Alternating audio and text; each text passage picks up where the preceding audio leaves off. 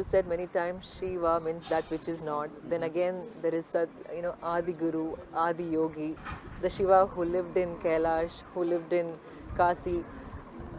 What is that like? What is that which is not, and what is this Shiva whom you talk as Adi Yogi?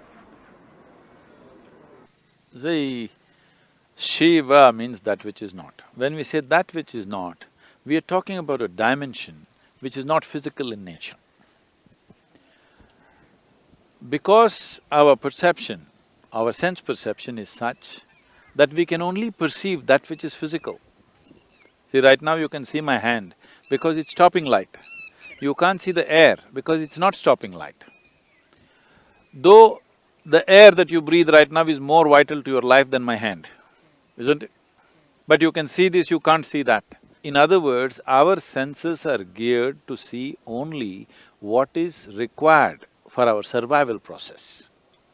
Anything more than that, if you want to see, you need a certain enhancement of perception. So entire yogic system is enhancement of this perception. Yoga is not a philosophy, it is not an ideology, it's not something that you believe in or disbelieve in.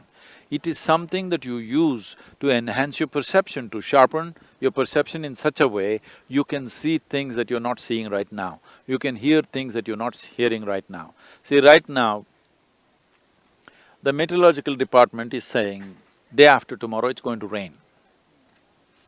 You look and see, does your eyes say that?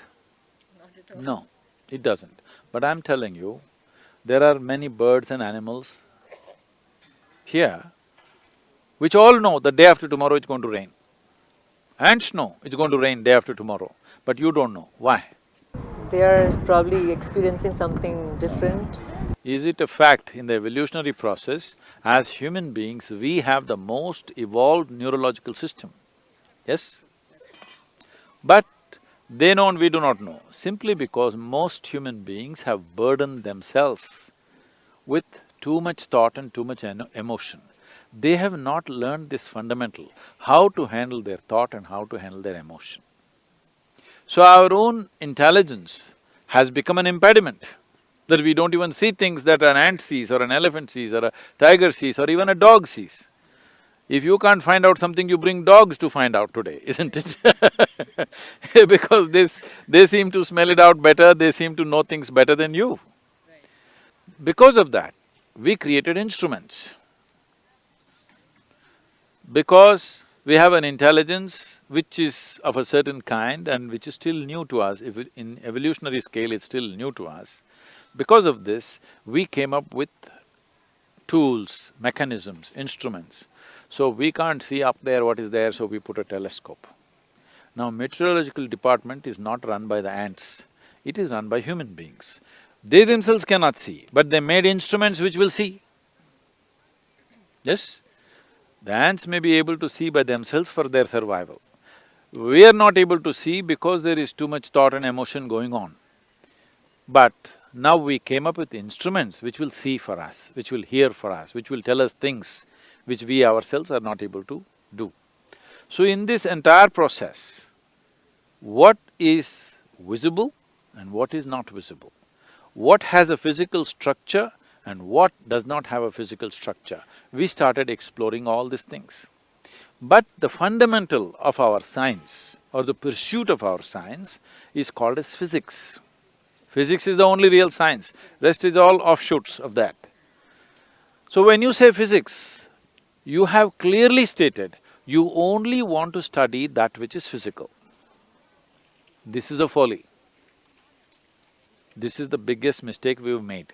Now we are saying, only if it's physical, it can be studied and it exists. Anything that is not physical does not exist. Is it a fact that your physical body is an accumulation? Yes. Over a period of time you accumulate it. So, if only this is real, you as a person, you as a life is not real. This is what we are stating. I'm saying this is where the fundamental flaw is. So, Shiva means that which is not. So, we are talking about in some way accessing that which is not physical or which is not in the purview of so-called physics or the modern science as we're talking about it. Today modern science knows that there seems to be something beyond, so now they're saying your logic won't get you there, so they're inventing something called as fuzzy logic. But still it's not enough, because still you're trapped in your own setups, because it's physics. You are only willing to accept the physical as reality. That means your very life is not a reality. The life that you are is not a reality, only your body is reality. So we have developed an entire culture based on this. When you say Shiva, in a way you're transcending that limitation of cultural limitations, scientific limitations, the mindset limitations that people have. Then where did he come from? If you grasped certain things and you got a certificate, you have grasped certain aspects of human body, we will tell you, oh, she's doctor. So how did you become a doctor? Because you perceived something. So now, a yogi came, he never bothered to introduce himself. So we call him the first yogi. Adi yogi means the first yogi, because he never told us his name. Then somebody said, but he is Shiva, because he's grasped that which is not. Because he is grasped that which is not, we also call him Shiva. So, right now, in the popular culture, he is Shiva, but in the spiritual culture, he is Adi Yogi. Because for him, for us, he is a yogi, that's why we're interested in him. Because he experienced that which is not, we also call him Shiva. Now, if you look here, the male members of the people who are sitting here, more than 70% of them, their names are some expression of Shiva. Have they realized something? Have they seen that which is not? No. But they are capable. So we know they are potential Shiva. So we call them also Shiva. We may even name our dog Shiva, okay? We don't think it's an offense. Because a dog does not know that which is not. A dog is not a yogi. The dog is not going to realize either in his life, but we know he also comes from the same source. As I came, as you came, he also comes from the same source. So we don't think it's a improper thing to call our dog also yoga. Some people are getting very offended that I said this. They can get offended because I don't think maybe they use the word dog as a derogatory term.